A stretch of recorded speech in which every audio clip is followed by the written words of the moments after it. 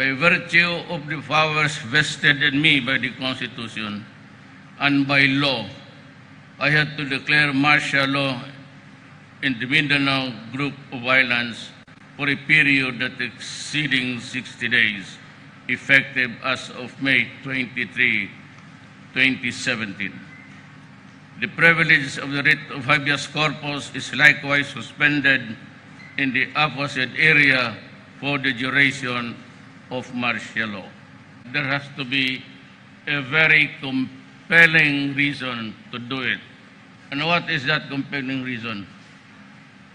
You must remember that earlier, and even in the my first command conference, and the military and the police, alam nila. Sabi ko, I made a projection, not a prediction, that one of these days, the hardest thing to deal with would be the arrival of ISIS in our country. And it has come to pass that there is really war going on and street fighting in Marawi itself.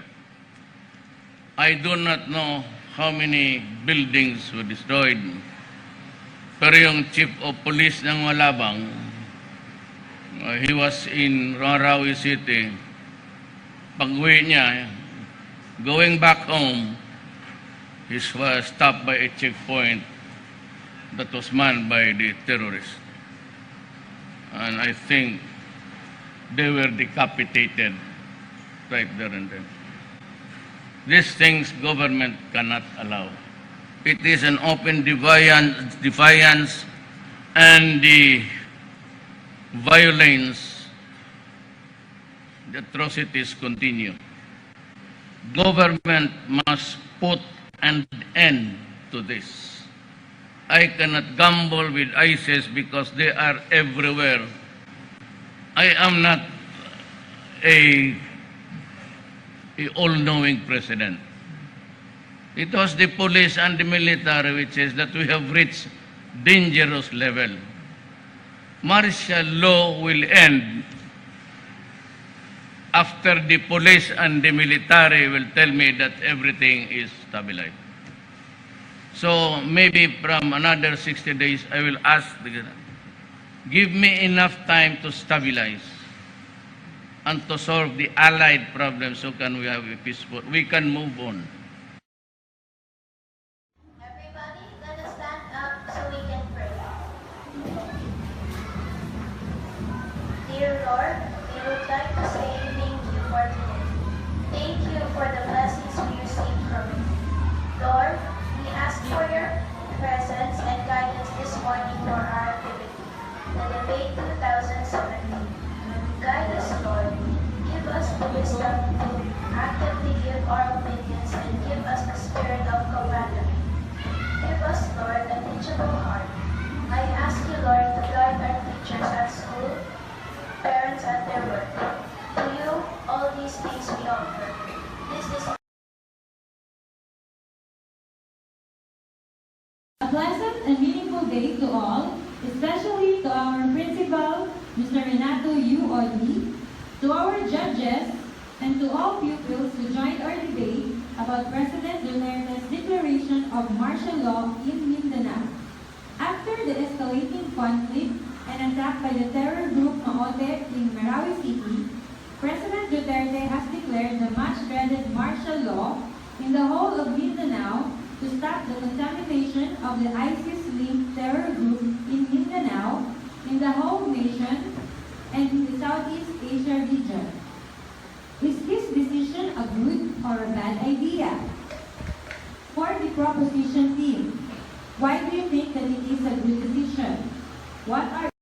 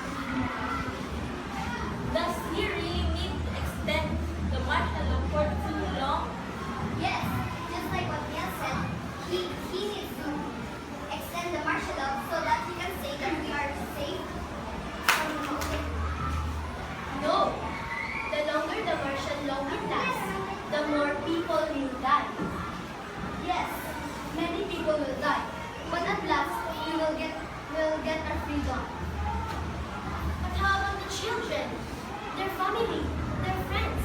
Are they going to find happiness again? I know, right? That's why we have our adoption centers here in our country to solve that problem.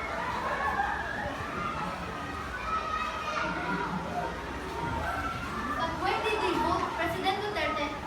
They are against those plans. Because they thought that if President Duterte will be the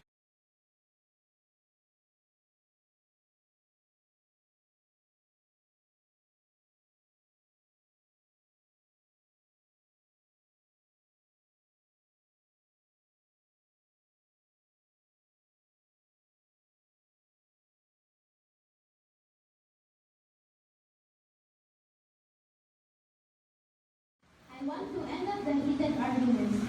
Since the debate is getting intense, may I call Ma'am Mary Renely